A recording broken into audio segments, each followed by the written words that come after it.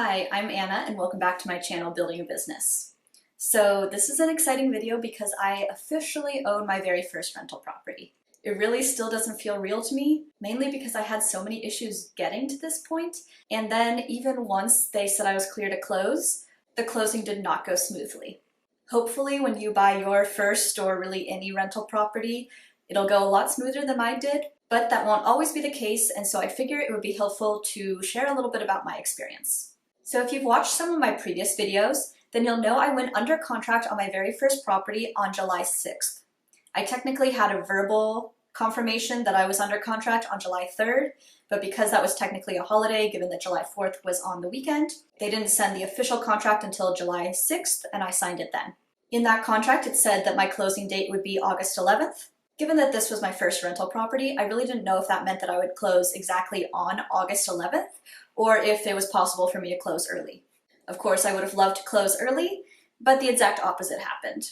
When I told my lender that I was under contract and gave them all the information, there were a couple documents they needed right off the bat: evidence of income, my tax returns, other financial information. It all seemed pretty reasonable to me, and I sent that over right away. Then I heard nothing from my lender until the Friday before my closing date, which was August 7th, and they told me that if I still wanted to close on August 11th, I had to get them all this additional information by Monday, August 10th. I ended up getting it all to them on Sunday, August 9th. Because that was a Sunday, they really got it on August 10th, which is when they asked for it. I sent them all of the information that I could right when I got that email on August 7th. However, they did want a signed document from my employer, and so I was very fortunate that my employer did that over the weekend and got that to me on Sunday, and so I sent that last bit in on Sunday. To me, it felt like pushing it, especially because they were asking for me to get something signed by my employer on Friday that they needed on Monday. But we got it in, and so in my mind, we were on track and everything was going to close on August 11th.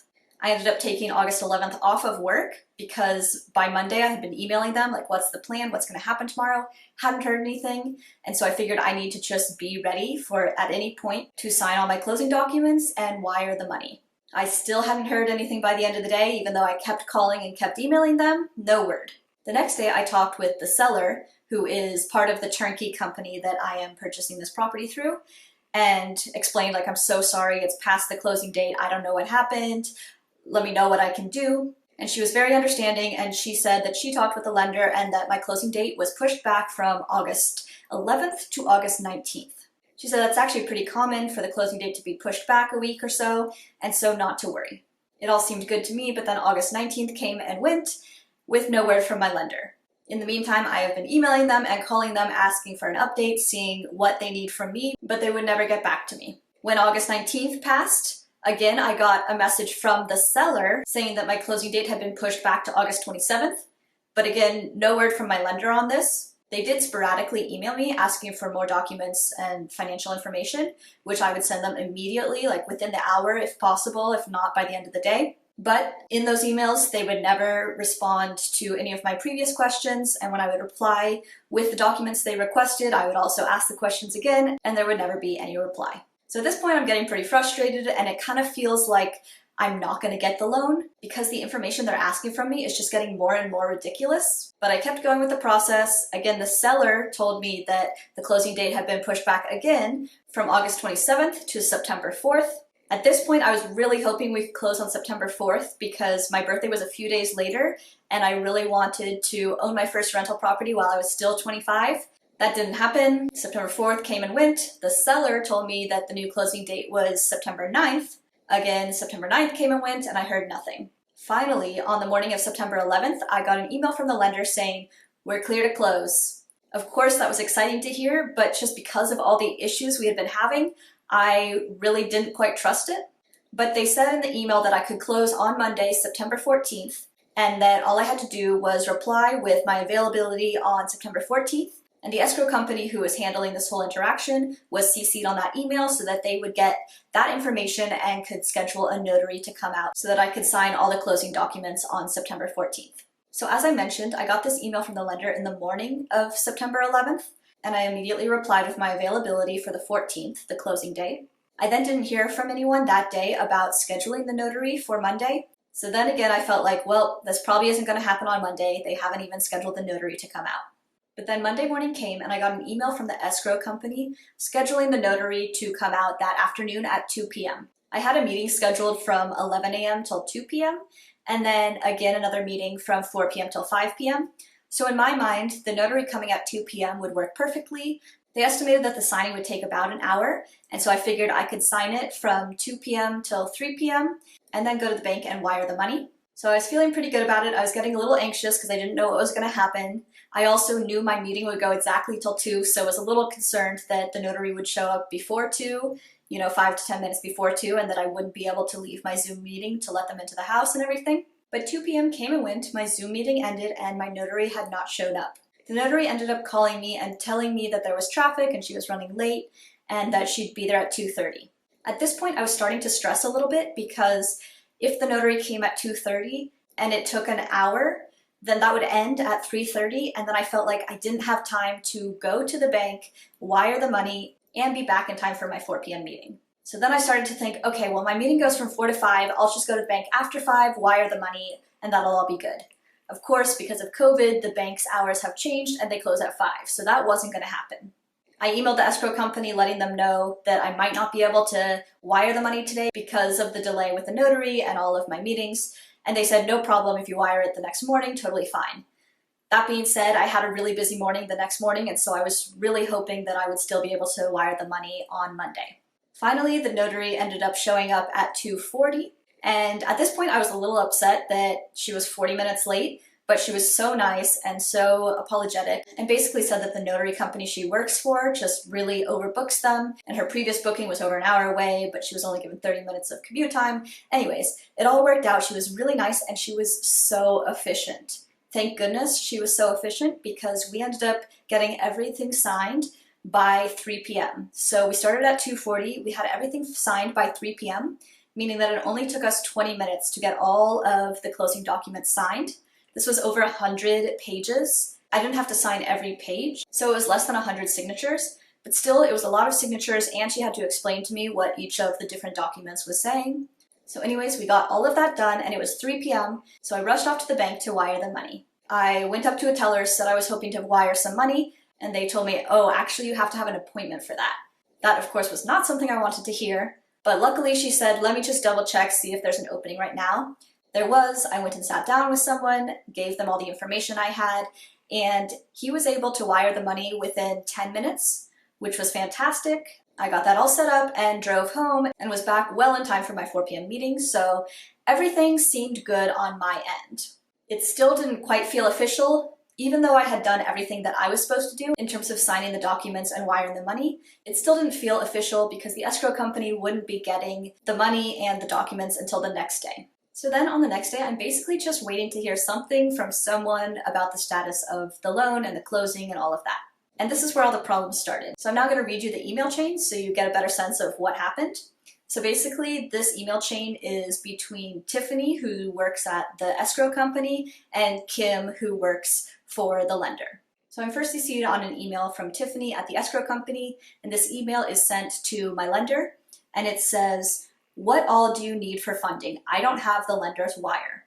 So essentially, they haven't received the money from the lender, meaning they can't give the full cost of the home to the buyer. And this email was sent at 2:39 p.m. on Tuesday, September 15th. Then there's a reply from Kim with the lending company saying, for funding, see closing instruction page 4. Email those to me directly after closing and I have funding for, she says 8/16 as in August 16th, but I'm like 100% sure she meant 9/16, September 16th, because at this point it was September 15th. She also discusses looking on page 4 of the closing instructions. There was nothing attached, so I assume she sent that separately to the escrow company. But anyways, Tiffany replies and says, why would you have it funding 2 days later than the actual closing date? We have all the buyer's funds and original docs. So luckily she's confirming that she has all the information she needs from me. Then Kim replies again and says, closing date is September 15th, as in the day they're emailing. Funding is on September 16th, the next day. For you to get original back. No mention when the final closing documents sent over regards to the funding date, ? I'm not totally sure what she meant by that last sentence. I believe it's something saying that they didn't tell the lender that closing was on the 14th, not the 15th. but it was the lender originally who told me that I should close on the 14th, so it doesn't totally make sense. And then Tiffany replies saying, typically it's the next day once we get the originals. Then Kim again replies saying, right, closing today, funding tomorrow, question mark. Tiffany replies, closed yesterday, supposed to fund today. You have the funding date 2 days after closing, which makes no sense, dot, dot, dot. So at this point, it's hard to tell over email, but it seems like they're frustrated with each other.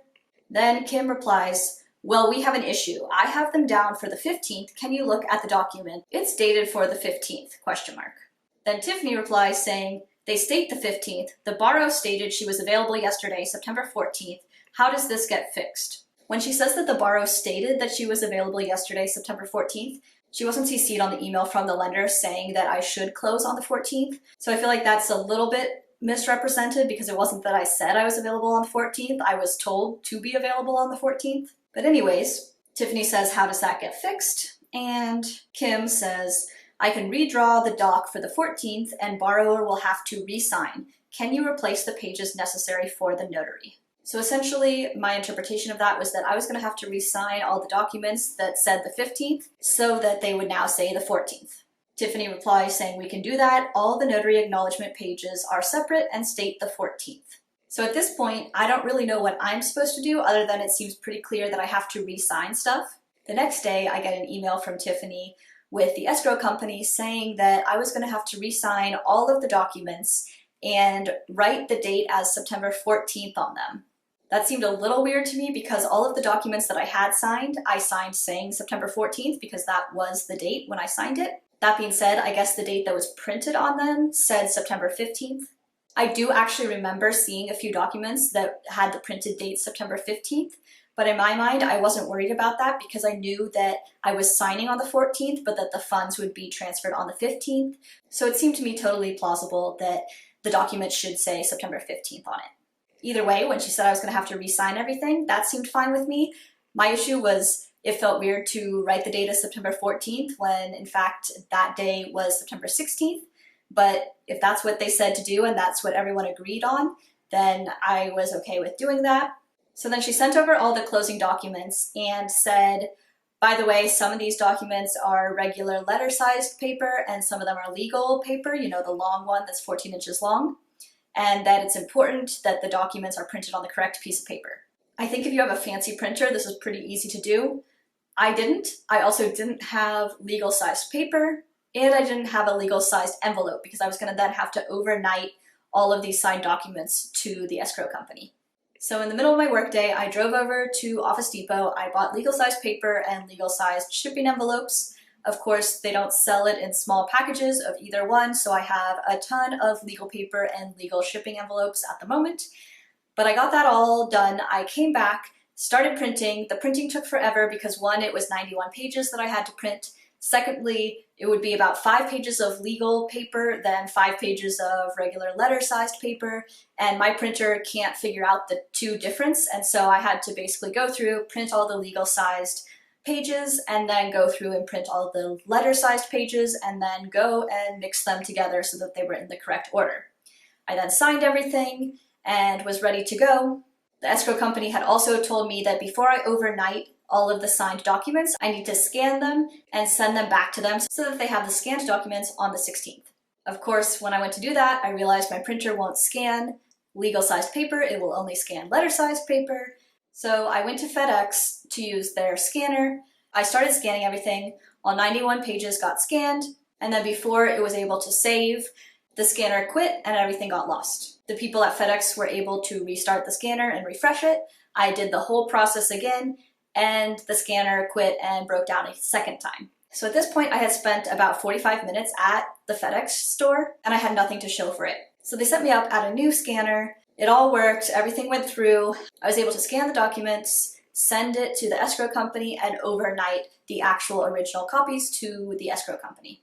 The next day, September 17th, I got confirmation from the escrow company that they had received the documents and it was all good on their end, but I got no word on whether I was officially a homeowner or not. And then finally, the next day on Friday, September 18th, I got an email both from the lender and from the seller saying, congratulations, I was a homeowner, all of that stuff. That of course was very exciting, but because of all the issues that had happened, it just never quite felt real. It just still felt like something was going to fall through. I know it's silly because you know it's not going to fall through once they already tell you you've got the house. But to be honest, I still kind of worry like something's going to come up and I'm going to lose the home. I know that's not going to happen, but just because of how hard everything was, it seems like there is that possibility. So essentially, I was under contract on the property for over 2 months. I went under contract on July 6th and didn't officially get word that I owned the property until September 18th. Since then, everything's been good. I have a number of other videos I want to do, including information on the turnkey company, information on the actual closing documents, what I had to sign, and more numbers about the property. So be sure to like this video below and subscribe to follow along on my journey and get more information as I'm able to film more videos. Thank you so much for watching.